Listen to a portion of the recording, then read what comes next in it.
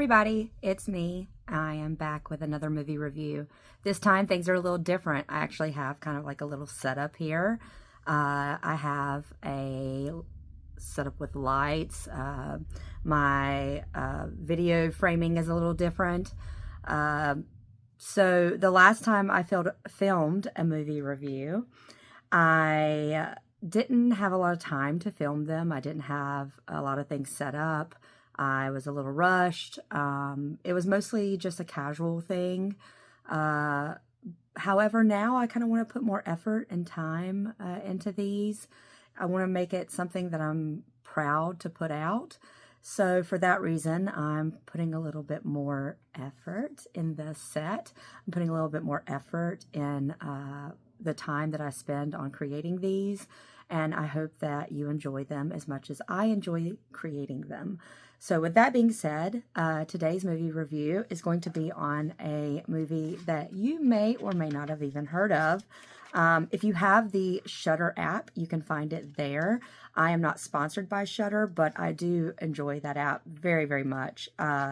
It's a wonderful app for horror movie, thriller movie fans, or thriller horror show fans as well. But the movie that I am reviewing today is called Vourdalak. It is a 2023 movie. Sorry, I'm referencing my notes. It is a French movie, and it does have subtitles. So if you choose to watch this movie and you are not a French speaker, you will need to read subtitles. The director is named Adrien Beau. I could be mispronouncing that name, so I apologize if I am. And the director, surprisingly, is only 44 years old, so I thought that was pretty young for a director. And I didn't see a ton of films under this person's belt, so maybe they're a newer director.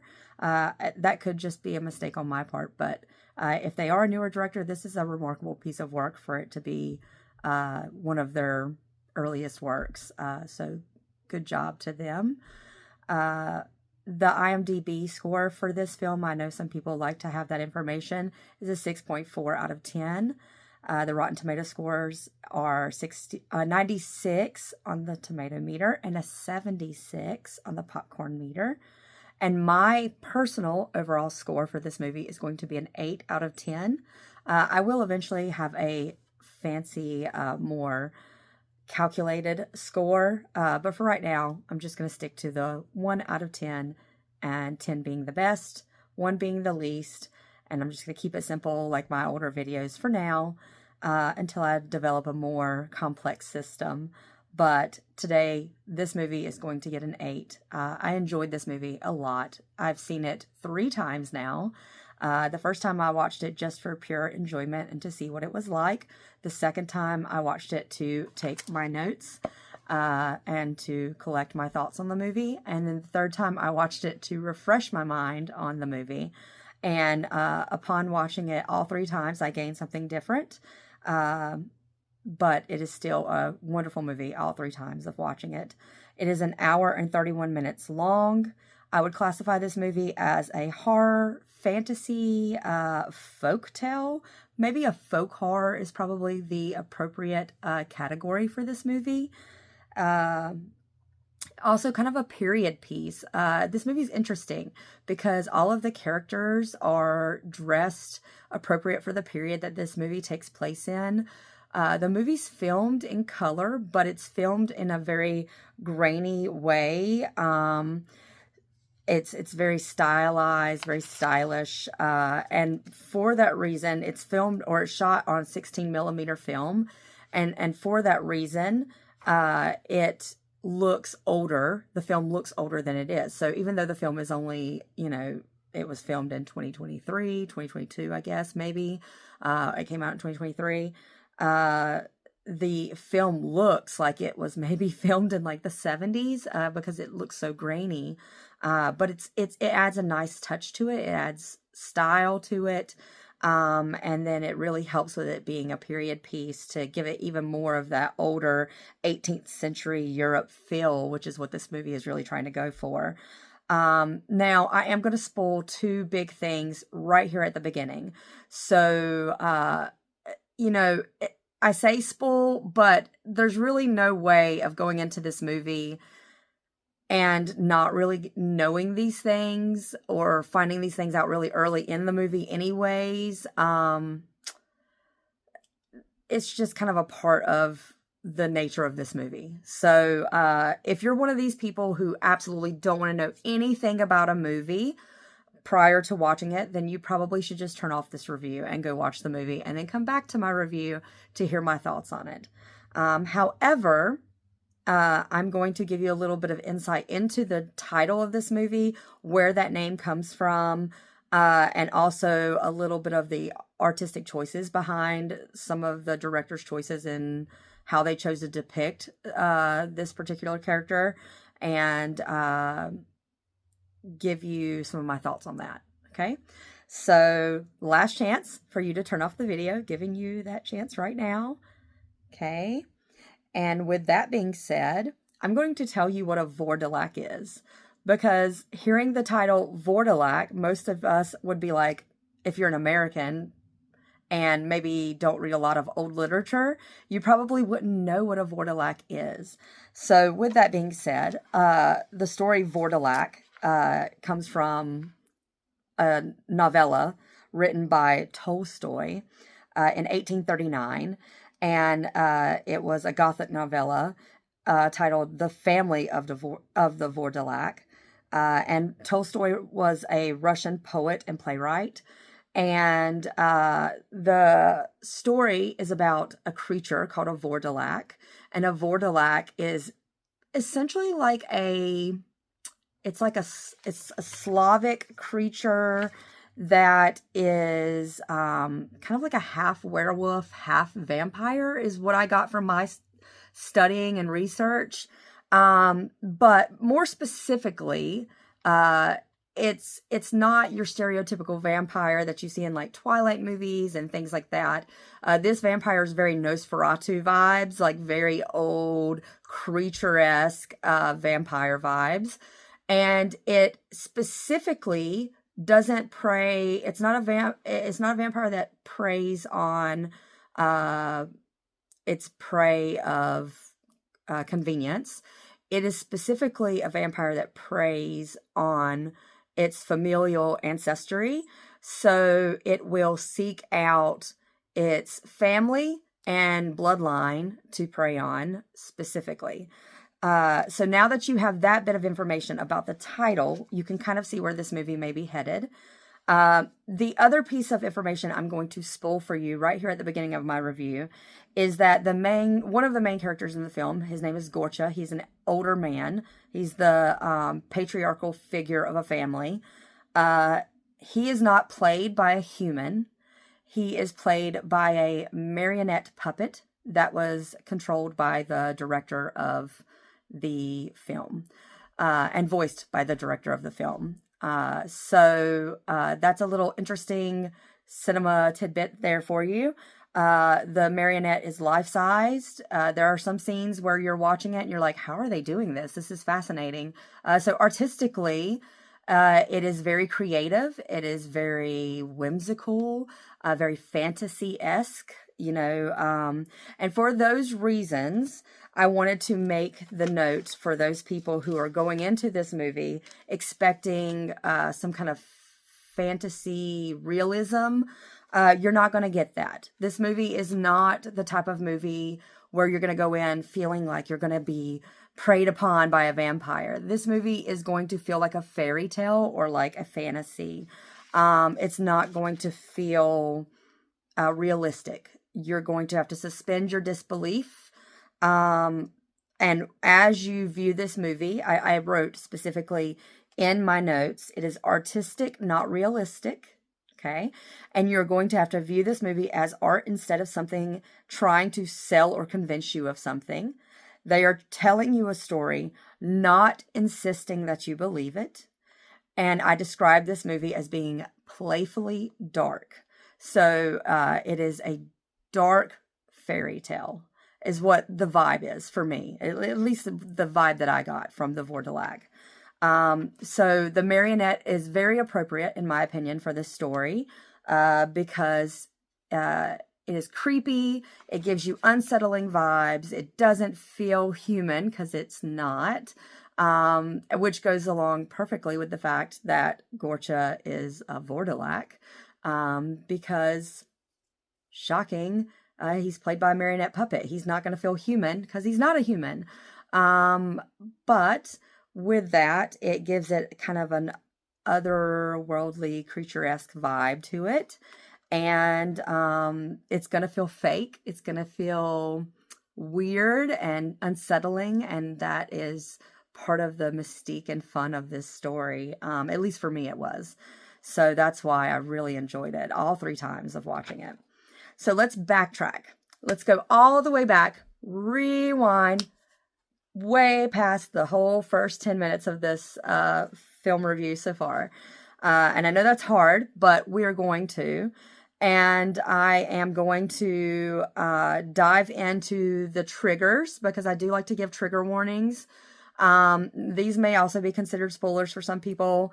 If that is an issue for you, again, please go watch the film, come back, then you can listen to my thoughts and opinions on this movie and hear my insights and see if you agree, disagree, and leave your comments in the comments below and let me know what you think, because I would love to hear your input on this film. I love to hear other people's perspectives, and I love to respond. So with that being said, some triggers. I like to give trigger warnings to people. I've had friends and family reach out to me and say that they appreciate them, because you never know someone's personal life struggles and what they may be extra sensitive to seeing specifically in a film.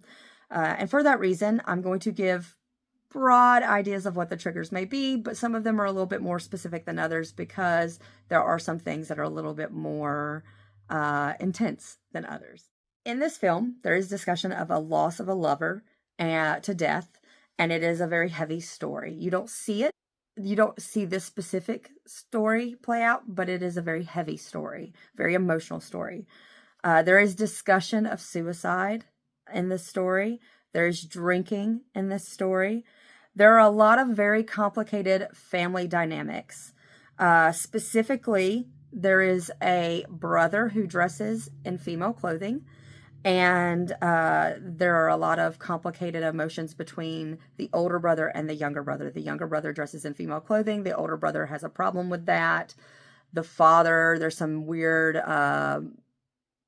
feelings between the father and his daughter because of some things that happened in the past with the daughter and ex-lover. And it's just a lot of complicated family dynamics. So if you're someone who comes from a family where that is a sensitive issue and you can't handle too much family drama, then this is probably not the film for you.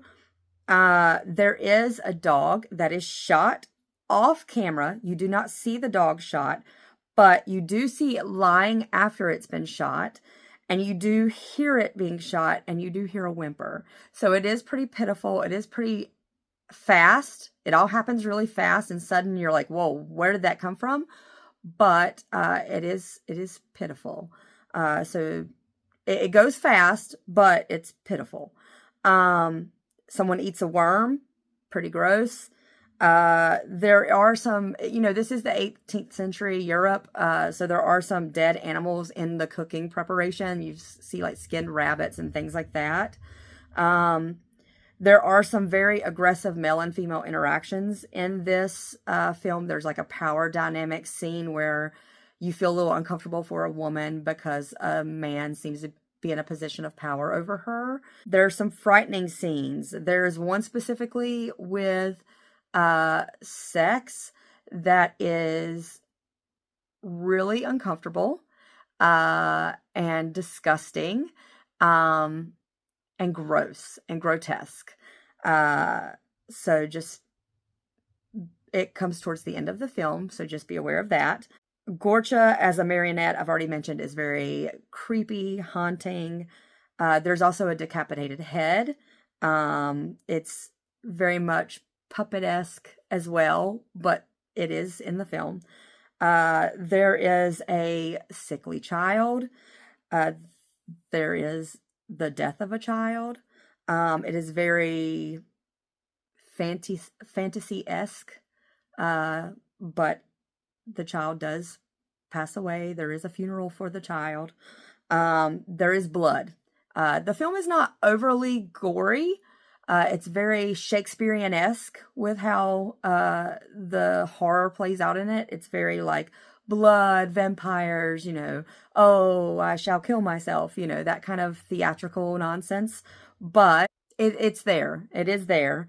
And there are some creepy scenes with shadows in the background, things crawling on the walls. There's some of that.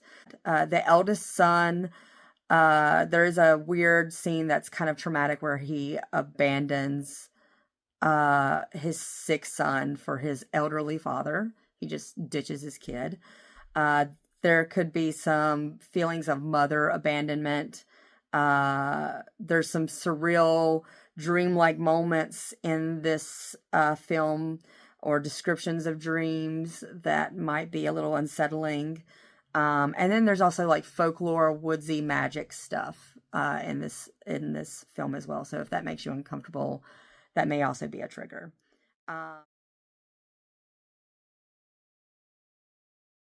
We're going to go all the way back and discuss our opening scene of this film. And then we'll talk about the characters. And then I'll go into some really heavy spoiler territory and some themes that this movie dives into.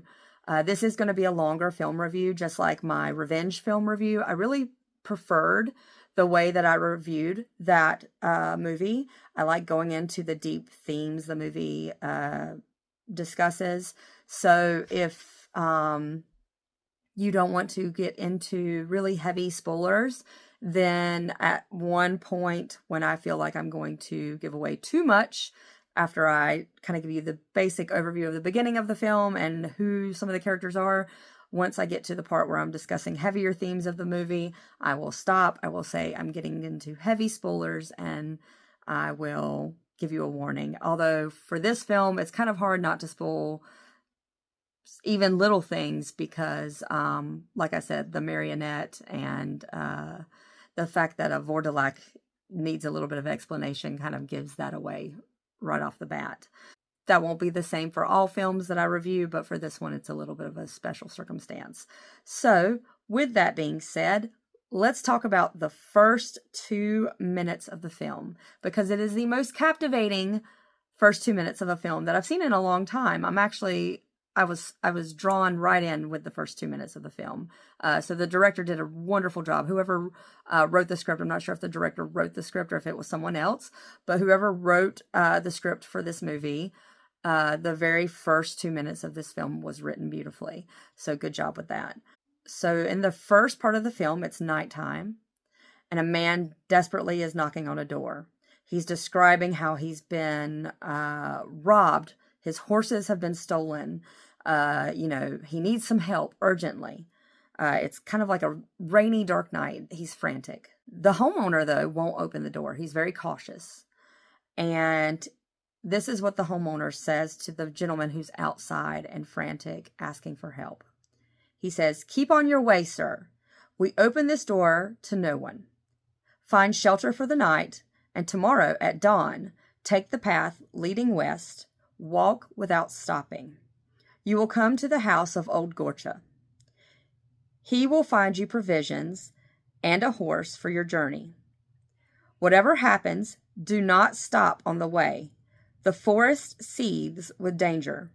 Farewell, sir." And that's it. That's the first 2 minutes of the film. And that sucks you in because all you can think is like, this guy is like desperate. He needs help. Why is this gentleman so hesitant to open his door to someone who's frantic and needs help? Is this a bad neighborhood? Are people like getting robbed? What's going on? Why does he not want to open the door for someone who needs help? And you learn later in the film why that might be. I'm about to tell you kind of who some of the main characters are, who the gentleman knocking on the door was. The gentleman that didn't open his door, he's not even a character really in this film, but the gentleman knocking on the door was the main character of this film. Our frantic person knocking on the door, needing help, needing someone to help him because his horses have been stolen. that is the envoy of the King of France. That is the Marquis. Okay. He wears a powdered wig. He has his face all painted white, the little mole on his face, and he is just super fancy in his blue fancy clothing and his fancy shoes. So he is not dangerous, at least not to our knowledge at first, you know. And he is panicked because he is not used to being out in the woods alone. And his horses were indeed stolen, and he needs help. And he is making his way to old Gorcha's house per instruction of the man in the beginning of the film that was in his house and would not open the door. And he is looking for this man Gorcha to get help. And as he is going there, he stops in the woods because he hears some beautiful singing. And we are introduced to our next character in the story, which is a beautiful young woman. And this beautiful young woman, her name is Denka, but you don't find this out till later. But her name is Denka, or one of the many children of Gorcha. She is Gorcha's daughter. I would say she's the middle child of Gorcha's children. Okay. The Marquis, he's staring at Danka, and he's listening to her singing beautifully. And when she notices him staring at her, she flees. She runs away. And then there's like a dog in the bush, and he growls, and he runs away. And then the Marquis follows the dog, and he sees another woman. And the Marquis is like, is this the same woman? And he kind of approaches her. But when this woman turns around, she pulls a knife on him. And he frantically apologizes to this woman and introduces himself to her, only for her to remove her headscarf and reveal that she's not a woman, she's a man. And the Marquis tells this man that's in women's clothing that he's looking for the house of Gorcha. And then that's when the young man backs down, takes his knife away, and begins to walk away. He doesn't even talk to the Marquis, and the Marquis just follows him and just asks him questions along the way. Okay. This young man that's in women's clothing, this is Piotr. I'm probably saying his name wrong, but Piotr is Gorcha's youngest son, Danka's little brother. He's probably in his 20s. Danka's probably early 30s, maybe late 20s. Piotr's probably early 20s. And he does wear women's clothing. And Marquis is now following Piotr to his home. And when they get into the home, Piotr sits down, and he approaches a woman and tells her that the Marquis wants the old man. And there's a painting of possibly Gorcha. There's some like letters that start to kind of spell out his name. So you assume maybe that's what Gorcha looks like. You're not quite sure. The family's not very hospitable. They're not very friendly. They're not talking a lot to the Marquis. The beautiful girl from the woods, which is again Danka, comes in, and she sits down. The Marquis is clearly flustered. He's enamored with her. He tries to introduce himself, but she avoids him completely. In this room, at this point in time, we have the Marquis, we have Piotr and Danka. They're sitting on a bench. And then you have another woman that was in the room when they got in there that I had mentioned briefly. And that's Anya. And Anya is, she's not one of Gorcha's children. She's married to Gorcha's oldest son, who now is entering the room, and his name is Yegor. Okay, so we have Yegor, who's the oldest son of Gorcha. We have Danka, who is the middle child of Gorcha, and then we have Piotr, who is the youngest son of Gorcha, who dresses like a woman. And then you have Anya, who is Yegor's wife. And then you have the Marquis, who has shown up seeking help from Gorcha. And you also have a little boy in this family. His name is Vlad, and he is the son of Yegor and Anya. Yegor being Gorcha's oldest son. So Vlad is Gorcha's grandson. So we've got this family, and then you've got the Marquis. And these are the characters in our story. And you've got a Marquis coming to this family seeking help. And Yegor comes in, and he's come back from, wherever he has been. And he looks at his younger brother and he says, "What on earth are you wearing now?" So clearly he has problems with the way his brother dresses. He asks if his father is awake. And you learn here that that's the older brother of the other two. You also hear him say that usually they do all they can do to help, but they rarely get visitors.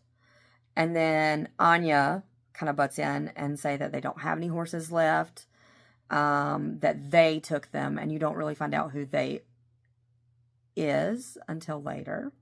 Marquis, thanks Yegor, and then that's when you find out who the they is, which is Yegor explains that the Turks have been ransacking their village, which is probably why the gentleman in the beginning of the story didn't want to open his door. He is cautious. He's scared of the Turks. Yegor has been fighting against the Turks, but the Turk leader just escaped. And Yegor's just being super friendly with the Marquis. He's giving him, drinks. He's like, "Let me go get my father to help. Let me see if we can get you something, get you on your way." So he returns from his father's room only to say, "Hey, you guys, Dad's not in his room." So now we have this Marquis. We have this family. They say they don't have any more horses to help that way because the Turks have been stealing all of them. But they'll see if their dad can help. Dad's not in his room. Where's Dad? Where's Gorcha? He comes out. Piotr then informs everybody Dad's gone. Yegor's not happy with this. He blames his brother Piotr. He says, "It's your fault." And he says, "Dad's too old and fragile to go into battle." I guess he's blaming his younger brother, saying that it's because his younger brother doesn't want to go to battle. That maybe because he's a little bit more feminine in some ways, or wears women's clothing, that he won't go to war. And so his dad's going to war instead. So he's blaming his younger brother for it.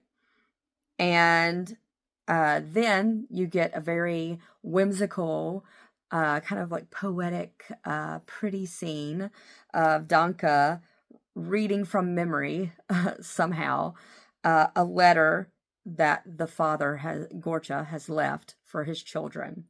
And this is where you get basically the plot line of the Vourdalak, the plot line of how this movie is going to play out. And that is why it's taking me a while to get to how this movie is, what this movie's about, basically. Because it's a very elaborate story. Danka says, "My children, I'm going. Wait 6 days for me. If after those 6 days I have not returned, say a prayer in memory of me, for I shall have been killed in battle. But if ever, and may God preserve you, I were to return after 6 days have passed, I enjoin you to forget I was your father, and to refuse me entry, whatever I may say or do, for then I shall be no more than an accursed Vourdalak." So basically their dad is saying, if I don't come back after 6 days, you guys say, "Bye-bye, Daddy. I'm not Daddy anymore. If I come back after that, I'm not your dad. I'm somebody else. I'm a Vourdalak." And that's what Danka is reciting from memory that their dad has left for them. And Yegor simply shrugs this off. He's like, "Nah, that's just hogwash." He's like, nah, that's fairy tale stuff. I don't believe in that stuff. That's what Yegor's saying. And so then we get the entire kind of plot line for how the rest of the story is going to play out. Because it is here that we find out that it's now been 6 days since Daddy's been gone. And dinner time is drawing near, and 6 o'clock is right on the horizon, and it's getting close to being time for Daddy to return. And if he doesn't return, then he's going to be a Vourdalak. And well, the family gets ready for dinner. So Anya begins preparing dinner. The Marquis asks Anya, does she know what a Vourdalak is? And she acts kind of suspicious and pretends she's like, no. But then she does some Catholic some Catholic hand motions and kind of acts like, you know, she does actually know what it is. And yeah, the Marquis can't really get a straight answer from this family, and dinner time rolls around. And they're all sitting down waiting for Daddy to return, and he doesn't return. And then all of a sudden they hear barking. The dog's barking. And what they find is their dad lying in the property line of their property. And Yegor frantically rushes over and grabs his father.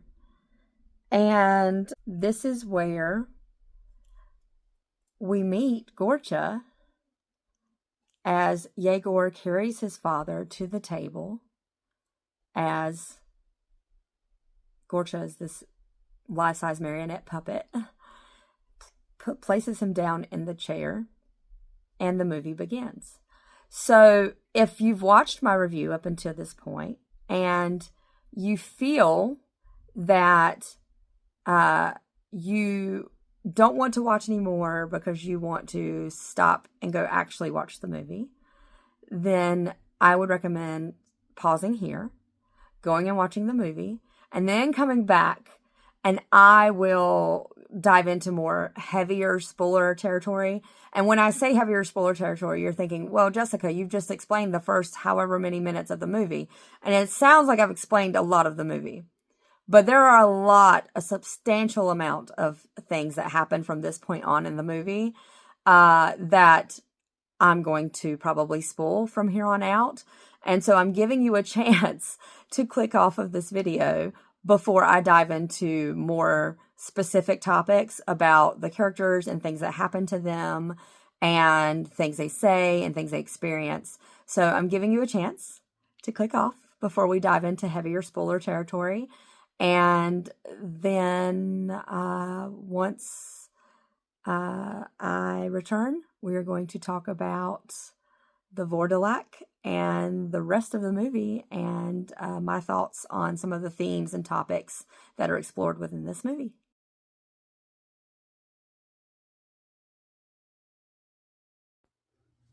Okay, so this is the spoiler portion of my video, and what that means is I'm not going to give you a play-by-play of the scenes that play out the rest of the movie. However, as I talk about specific themes and topics within this movie that I enjoyed, I may touch on scenes and describe things that are happening within the movie. And as I do that, it may spoil certain things. And I don't want to spoil it for people who may want to go and watch the movie and not want to have big pivotal plot points spoiled. So because of that, this is the spoiler portion of the video. So with that being said, I'm going to dive right in and go ahead and get started. The main point of this, or the main themes of this movie, I would say, are probably that love itself is a curse, which is kind of romantic if you think about it. To love is to be vulnerable. To love is to be kind of like to put yourself out there just to get hurt. And that's scary. And that's a big theme in this movie. Acceptance and love by others. It can be gentle, but it can also be very tough. It can be hard, and it can bring upon you a lot of tough things. Also, another topic within this movie is love and desperation to be accepted, like the need to be accepted. the desperation to be accepted. And that's depicted by a lot of different characters in this movie. So you have Yegor, which is the oldest son, and he is so desperately wants to be loved and accepted by his father. And I think they never quite explicitly say it in this movie, but it's kind of implied that when Gorcha was alive and not a Vourdalak, he could have been abusive. Maybe he was possessive over Danka, his daughter, and maybe he was very controlling over his sons, and demanding over his sons, because there are stories that Danka tells, and like a dance that she gives that's very kind of figurative, where you feel that she is depicting herself in chains and seeking freedom. And she tells a story about her experience with her ex-lover, and you get the implication that her father was very controlling, very demanding. He didn't let them have any freedom. And so because of this, he was a monster in life and in death. And so because of that, you see the trauma that these children have from their dad as adults. And Yegor desperately wants to be loved and accepted by his father. Even after he turns into a Vourdalak, he will betray his son, his wife, his brother, his sister, even the traveler, the Marquis, to get his father, who is now a Vourdalak and not actually his father, to love and accept him. You also see that the Marquis has desperation to be loved and accepted by a woman. He desperately wants a wife. He wants to take some woman ballroom dancing. He wants love. He wants the romance, you know. He's very much a romantic at heart. He clearly depicts that anytime Danka enters a room, he has like some moments of wanting to be a ballroom dancer with her. And that's very heartbreaking because the way his story plays out is all because he's a little hopeless romantic. Kind of also plays into the love itself as a curse, because he puts himself out there and he is cursed because of it. Piotr, the youngest son, he so desperately seeks acceptance and love for who he is. And that's a really tough theme in this movie, because he dresses in women's clothing. And there's a lot of derogatory terms used for effeminate men in this movie. And Yegor, throughout most of this movie, is pretty atrocious to his younger brother. One would assume because he has learned these traits and these habits from his father, Gorcha. And he blames his brother for Gorcha leaving and becoming whatever it is that this is, I guess. As this happens, things escalate, and eventually his brother is killed by his father. And when this happens, Yegor mourns his baby brother. He actually cries and mourns the loss of his brother, which is not necessarily the reaction you think is going to take place, but it does. And he abandons his father's jacket, which is a big deal, because the entire time Yegor is clinging to acceptance and love from his father. But the abandoning of his father's jacket for his baby brother, who he has in the entire movie like insulted and berated, is a big deal. And it's a very heartfelt moment. You also learn Yegor gets upset with his father because he sees very clearly how he is treating his sister very poorly as well. So there's a lot of traumatic familial situations in this movie, of wanting to be loved and accepted and receiving heartbreak instead. There's also familial ones with the Marquis. And then there's also a particularly heavy one that I want to explain. The first time I watched this movie, it made me cry. The second time, it did bring tears to my eyes. The third time, I didn't cry, but it was still very heavy. There's a scene with Anya and her son. Her son has been turned into a Vourdalak. And he is trying to coax his mother to him to give him a hug and to embrace him. And as this is happening outside in the middle of the night, the Marquis sees this and he's trying to warn Anya from a distance to not hug her son, because if she does, she will turn into a Vourdalak as well. And you see this happening. And as anyone can imagine, you know, as a mother, she would want to embrace her child. You know this. You know she's going to want to run over and hug her child. But you also know that he's a Vourdalak and he's going to prey on his mother. And with that being said, you know that he's trying to get her to embrace him because he wants to prey on his mother. And it's heartbreaking. It's a heartbreaking scene. And there's a particular line that I wanted to share with you that I enjoyed. I felt that it was a very well-written scene. And I thought that it showed what true love really does look like. It was a very powerful scene, and Anya screams it at the Marquis as she runs to her child. So let me share that with you. She says, "You think that death and all of the demons in hell might, for 1 second only, prevent a mother from embracing the child that was turned from her? Brute. You are all brutes." And she runs and embraces her child and holds him one last time before he preys on her. So it just shows that she is willing to lose her life to hold her child one last time.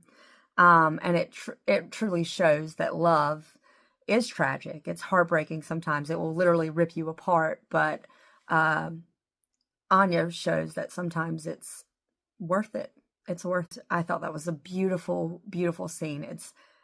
It's hard. It's hard to see. But you see so many other examples throughout this film of love leading people to tragic moments. And you're like, oh, I wish that played out differently. I wish that played out differently. But then you see Anya just choose her fate. She chooses it. She chooses to hold her child because she doesn't want the reality of a life without being able to embrace her son. And the idea of the beauty behind a mother wanting that final embrace to be the embrace of her child, I thought that was very beautiful. It was a very true depiction of what love is. And whoever wrote the script, whether it be the director or a different person, they did a wonderful job of that. So that was a beautiful scene. It was very impactful. There's also a scene with the Marquis that's particularly disgusting, where he believes he's going to be intimate with Danka. Finally his moment to nab the girl that he's been eyeing the entire movie. And as he goes to be intimate, she is actually not Danka. His eyes deceive him. She's a Vourdalak. And she has taken a bite out of his neck. It's not Danka. It's the Gorcha, and taken a bite out of his neck, and he stakes Gorcha through the chest, and he falls back only to realize that he is now going to turn into a Vourdalak himself. And it's a very tragic ending to our Marquis, but fitting because love has once again claimed another soul. So this movie is very poetically Shakespearean kind of esque. This movie, it is creepy. It's dark. It's fantasy. It's kind of like a fairy tale. The ending even kind of gives you a little cliffhanger. It's fun. It's artsy. It's unique. I don't see a lot of other movies kind of out there like this one. It's a good watch that you will likely enjoy if you like something a little unique and different than other movies. It will take you on a little adventure and let you get away from everything for a little bit. And then when you're done with it, it'll just kind of be like a nice little escape. I do plan to make more videos with proper sets. The sets may change over time. But as I continue on, hopefully these will get better, more professional. I may get more proper and good and fancy at making these. They will not be as frequent as I initially wanted them to be. That's a lot of work for one person, and I'm trying to not burn out doing these. So instead, I'm going to keep it casual. I'm going to do them as I can, as I enjoy them, and I'm going to focus on movies that I like, and as I get the hang of things and things get a little bit easier, then I will go from there. So I hope you enjoy this. I hope you go and check out the Vourdalak. It's on Shudder, and then you can also probably stream it on other apps, purchase it on other apps. And let me know what you think in the comments down below if you give it a watch, and come back and see other movie reviews as I post them. All right, thanks. Bye.